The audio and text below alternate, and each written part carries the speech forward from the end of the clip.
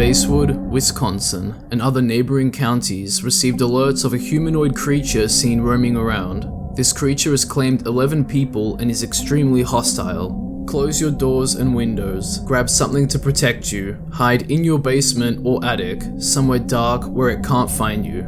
The creature is tall, has long limbs, a long neck, long fingers, an unnatural face with menacing eyes, a sinister smile, and short brown hair. This is what will greet you if it finds you. Police sketches show that this creature looks human but sits too deep in the uncanny valley. Its face is drawn differently in each sketch, but there are similarities between them all. Its heavily sunken eyes and thick lines and wrinkles.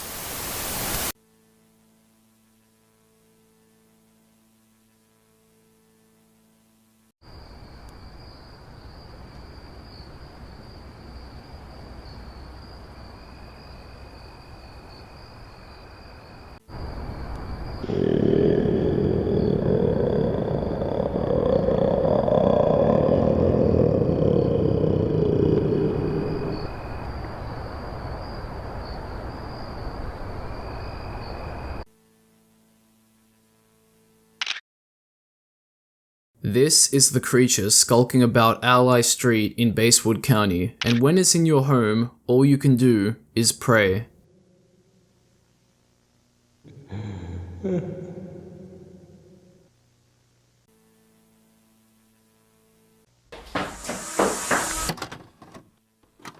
Basswood County is an analog horror series created by Dark Mind. The first video was uploaded on March 18th, 2022, and it establishes a creature. This creature that stalks the Basswood County people and attacks them. There are 6 other tapes in the series, and we'll be taking a look at all of them.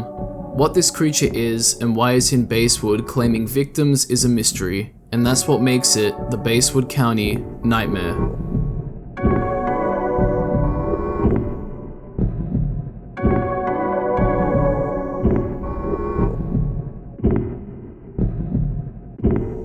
Continuing on with what we've seen in the first tape, Humanoid Alert, footage 1 showed us a warning poster of the creature.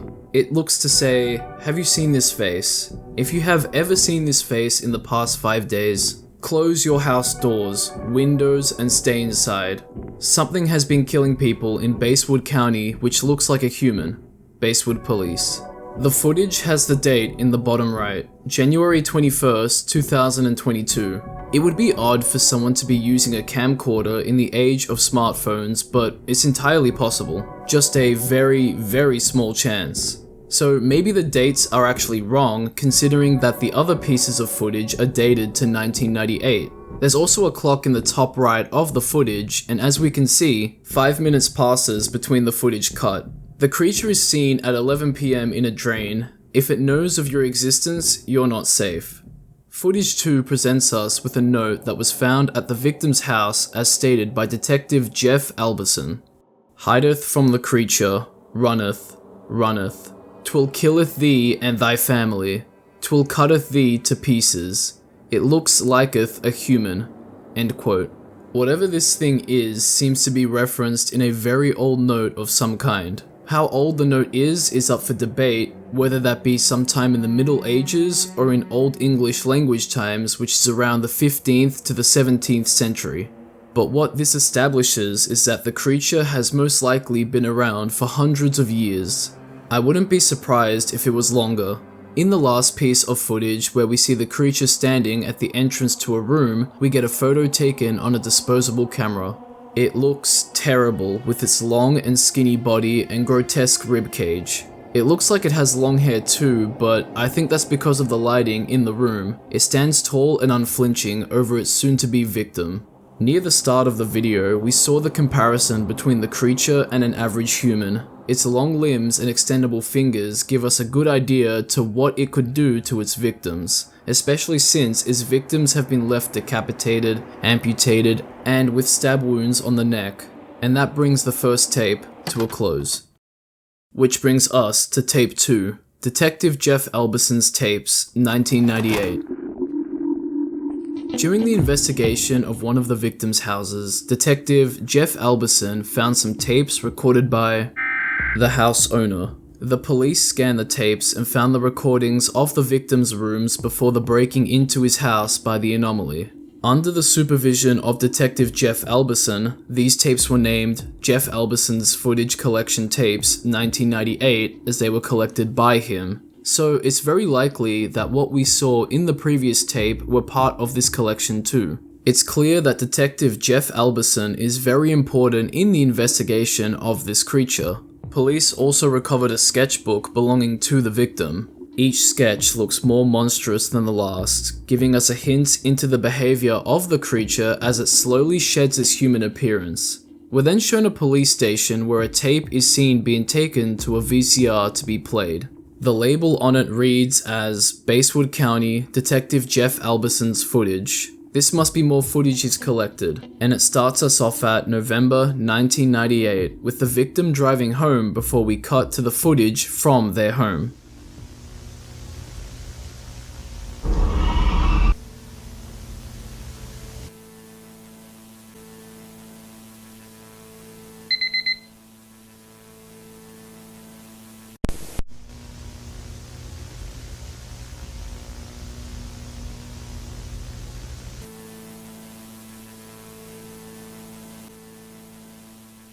The creature lurked outside their house, got into their house, and you can imagine what happened next. So we have footage from October and November of 1998, and an outlier from 2022. I want to chalk it up to a most likely dating error, but it's entirely possible that this creature has been roaming Basswood County for decades. The sketches we've seen also hint at the creature's behavior. Not only does it kill its victim, but it actively stalks them and watches them, almost like it's trying to create a sense of fear and paranoia in its victims before it executes them, like a game.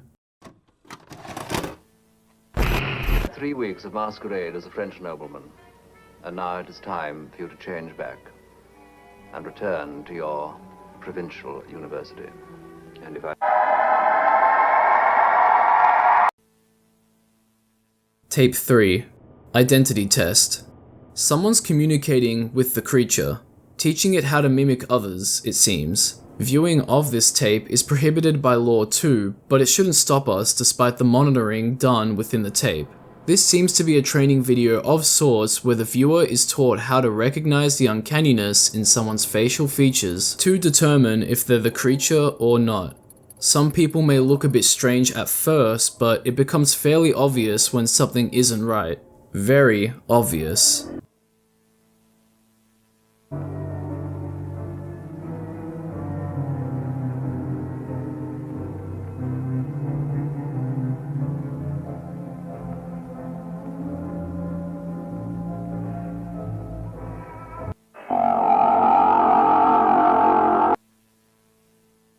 I will tell you what your mind cannot comprehend.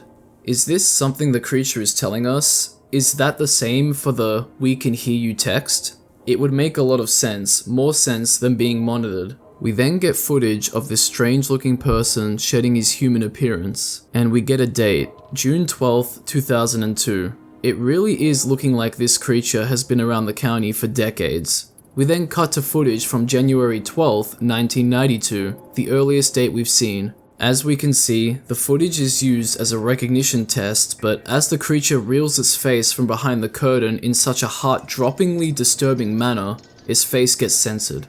Even though we see what its face would have looked like in the bottom left, it still leaves a lot of the horrors to the imagination. We then get a visual hazard, the failure of Jeff Alberson.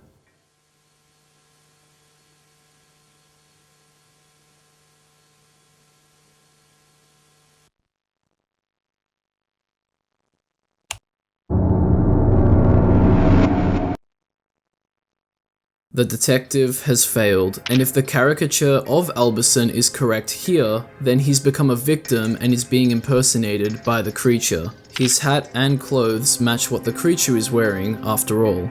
Whoever was filming the classified documents was also attacked by that creature on June 12, 2002 at 12:15 AM.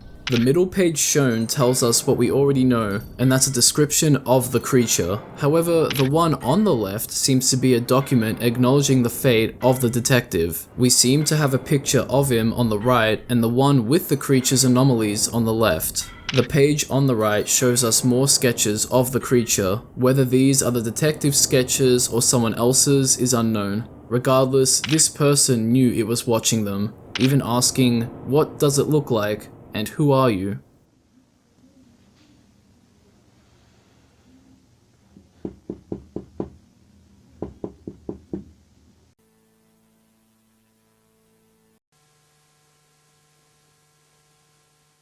Now, the rest of the video is up for debate, but here's what we can see.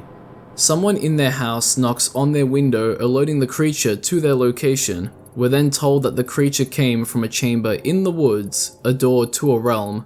The word "they" is used. This would imply that there is more than one creature and maybe more than one person being impersonated at a time.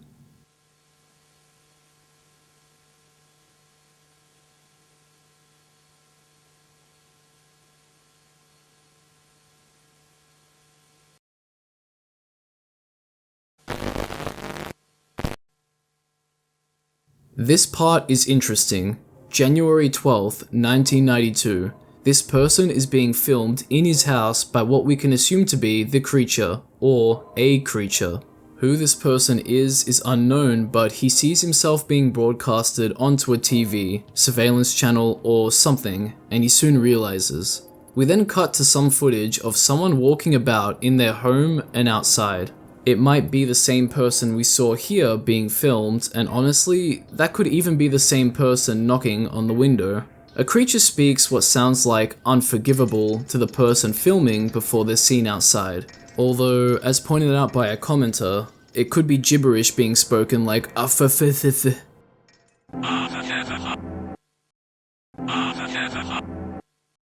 and then that cuts to the creature we've seen imitating this balding fellow. Whenever and wherever this is unknown, but what we do know is that it was filmed at 2:30 AM. That's why I said the rest of the video was up for debate, because there's a lot to speculate on. It's confirmed that there's more than one creature, and one of them is impersonating Detective Alberson after making him a victim. But who is this character that notices themselves being filmed?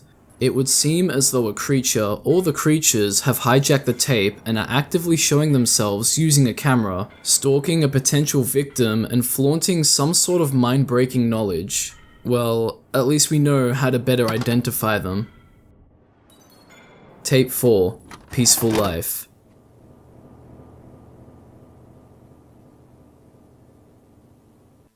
How can you live a peaceful life? Do not care about people's opinions. Get out. How can you live a peaceful life? What a great question, and whoever's narrating over the footage we're watching has some great answers too.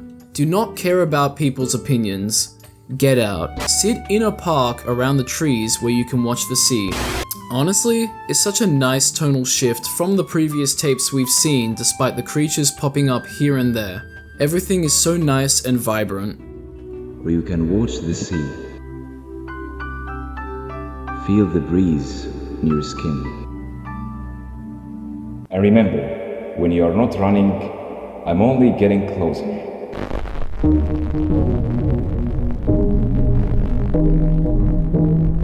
And there's the catch. This is no ordinary creature, and we've actually seen it in tape 1 as sketch number 5. Up until now, none of them have spoken, and this one is very self-aware of the game it's playing with the lives of humans. No matter how peaceful we try to make our lives, any form of peace will lead to a creature being one step closer to approaching one of us. It's a constant game of cat and mouse, and the cat always wins. Tape 5, The Chamber. This is where shit hits the fan. A chamber in the woods where they come from. Mr. Calvin Basswood discovered an odd building in the woods in 1868. He discovered it in what is now named after him, Basswood County. In his diary, he said that it looked like something from the future, a building that no one knew existed. No one knew who built it. He entered the building and saw people. They looked like human beings, but something was strange about them. They showed no emotions or response. They had unnatural limbs and tree roots coming from their backs. They began to show hostile behavior. He escaped the place. He called it the chamber.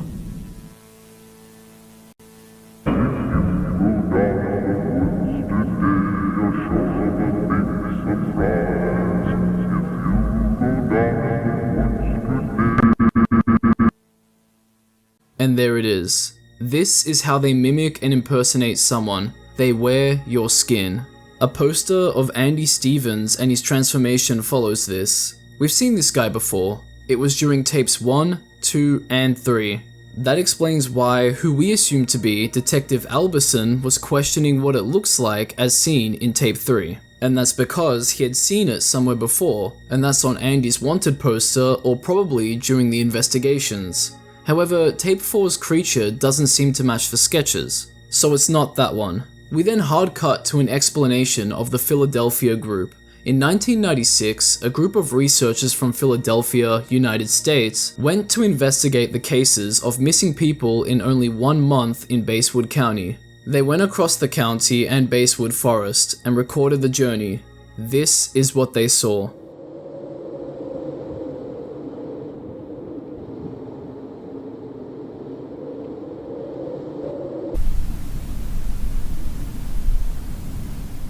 The first location we see them explore is, you guessed it, the chamber. From what we already know, the chamber is where the creatures appeared in our reality. It's a dark, dank, decrepit, and seemingly abandoned facility. We're then shown some pictures of the chamber.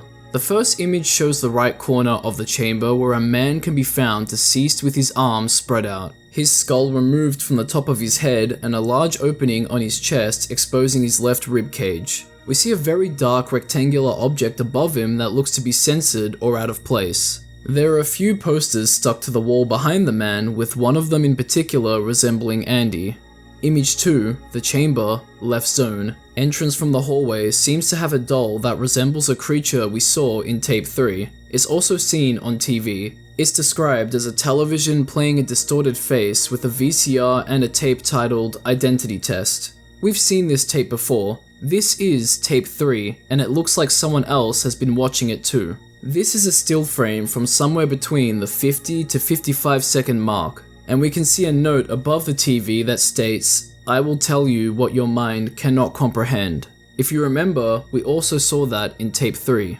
Now, image 3 shows a table with a clock, human remains, and a skull on it located in the left corner of the chamber. There was a corpse of a woman discovered with breaks and holes in her body. Her eyes and teeth were missing and her skin was melting like wax. What on earth could be doing that, and what could be making roots appear from this man who's missing his lower body's back too? We're then shown that the group set out for the Basswood Forest and had an encounter with some creatures. Only 2 out of the 7 of them survived. They clearly underestimated what they were going to find. We get some shots of the chamber layout too. It seems to have a room at the front of it before a hallway that leads to a bigger, more open room with an assortment of things in it, some of which we've already seen. And this is where we find out what the black rectangle is. It's the window, the place where they come from. Ironic considering that you can see your reflection in windows and the creatures imitate their victims, but not perfectly. Just like how your reflection in a window is very faint. There's a danger zone labeled around it too, and a victim was caught in it. What is a human? Hello, I am Doctor. In this tape I will teach you about the human anatomy. The human is a chamber for them. I will show you how they will control your body. Did you catch it? A creature pops up twice as the doctor starts explaining things. The first one looks a lot like Andy, so could this have been Andy before he was deemed as missing? The creature is wearing the same clothes as the doctor, so he must be a victim. And the second face that pops up looks really similar to something we would have seen in tape 3. Secondly, the doctor whose name is confirms that the creatures, now being referred to as humanoids, imitate their victims by controlling their bodies and use them as their host, their chamber. The doctor points out that this is how a person's head looks after it's been used. The woman we saw earlier has this exact same wound. The humanoids create cores in the chest cavity of a human and nerves spread out from there. Humanoids have a single purpose, to establish a core in a host and take over their body. Their uncanny features, long limbs, roots on their backs, and extendable necks give away that someone has become a host. Humanoids have 5 stages of transformation as well. Stage 1 is their true form and stage 5 is when the process ends. As we can see, anything before stage 5 barely resembles a human.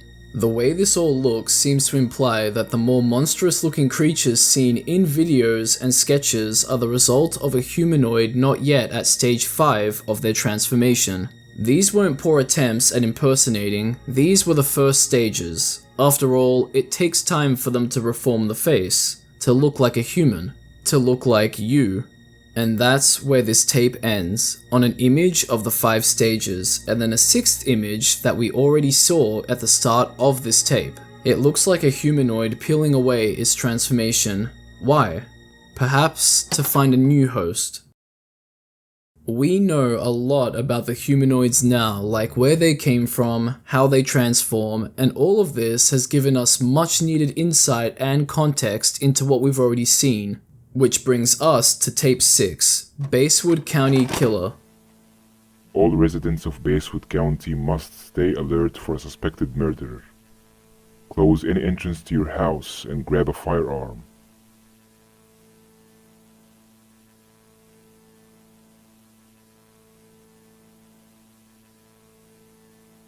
This is the killer, a humanoid in a hoodie that looks to be in stage 1 of its transformation. The skin texture matches up, the slender facial structure, and even the teeth as seen by the shedding of the transformation. No wonder they take out their victim's teeth. They already have a pair. And normally, humans don't have 2 rows of teeth, so it would look very out of place, and it would inhibit them from blending in. So if the killer is in stage 1, that means it needs to find a host. Maybe that's why it's going around killing people. We then get a radio broadcast warning from November 12th, 1994. Warning. There's a criminal gun, but witnesses who lived have said that he is not a normal human being. He runs around at an unusual speed. He is not seen normally by no ambus. He starts to kill his prey. People who have survived an encounter with him state that it's a criminal going around at unusual speeds. What a terrifying image and wicked creature to be face to face with.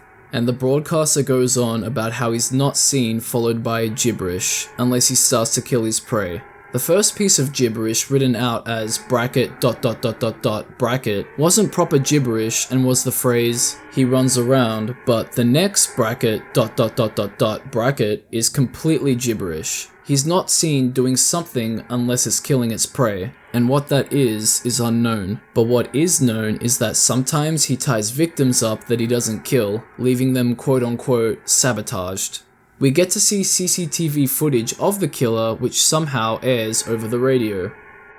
That is so unsettling. Here I thought the reveal of Andy and the other creatures were bad enough, but the killer tops them all, and it's not even done yet. We cut to a video of someone running away from the killer and, well...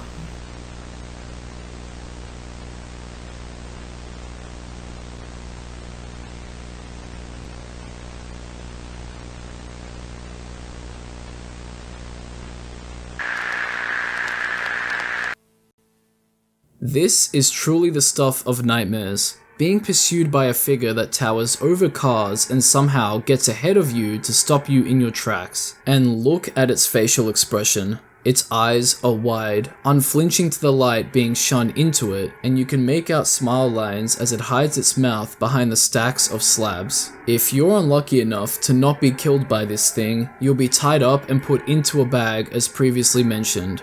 It looks horrible. There's a lack of any sign of limbs anywhere, hence the word sabotaged. It's possible that they're bound so that the victim is tied up in a fetal position, but evidence from the first tape suggests that amputation is more likely. So that paints a picture of a victim left to bleed out from where its limbs used to be as they simultaneously suffocate tied up in a disposable trash bag. And even if you're found alive and breathing, how do you come back from this? The killer knows of your existence and has left you in a state that's deemed to be as sabotaged. It'll only be a matter of time before it's back to torture you again or finish the job. That leaves us with the final tape. Tape 7, Before You Sleep, Informational tape. I feel like my soul is being dragged into that place, a parasite taking over my mind. I can't sleep anymore. I am going insane. As soon as we were hit with information, a new mystery is established. Feeling like the soul is being dragged into this so-called place. Could it be the window? A parasite taking over my mind? A humanoid claiming its new host? We've seen that these creatures can kill, but it's never been established just what happens to the victims that become a host. Are they even killed? Or are they aware that something has invaded their bodies? After all, we've only ever seen the aftermath of them leaving their victims. There's nothing concrete about this theory, just something to think about. Methods to have a healthy sleep and make a spiritual distance between you and me.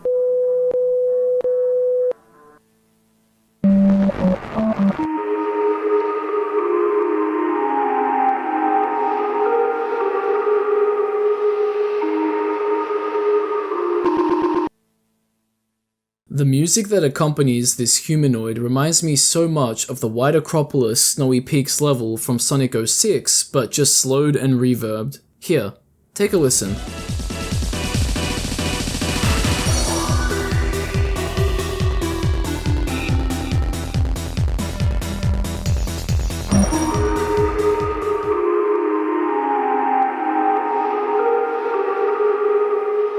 I don't think they're the same songs, but I thought it was interesting enough to point out. Plus, the song is so damn good. Getting back on track, this humanoid looks a lot like it's in stage 1. Speaking of 1, step 1. Go to bed at an even hour, so something like 10 PM, 12 AM, or 2 AM to avoid the odd hours, as for some reason, they may put you at risk of the Wanderer effect, which makes you sleepwalk. Whatever the Wanderer effect is must be tied to the humanoids. It sounds like it could be the result of the paranoia that comes with coming into contact with a humanoid as well. Think about it. Would you be able to sleep soundly knowing that something like this exists in your small American town? You've seen it, it knows of your existence, and that's enough to be a death sentence at best. Every small sound at night will have you questioning if it was an animal or a humanoid skulking around your house. And remember, peace of mind will kill you in this situation, but that's just my paranoia speculation. It's really odd that going to sleep at odd hours of the night puts you at the risk of the Wanderer effect. I wonder how that works, and the result of the Wanderer effect is sleepwalking. Back to the steps to preventing this from happening, step 2 is to look at your clock before sleeping and to make sure it actually works. That seems simple enough. Is it ticking? If so, step 3. Where is step 3? It gets completely skipped over. There's no trace of it and we simply move on to step 4, which is to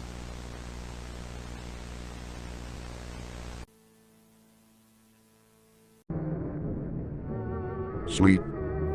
Bury your consciousness. Let them in.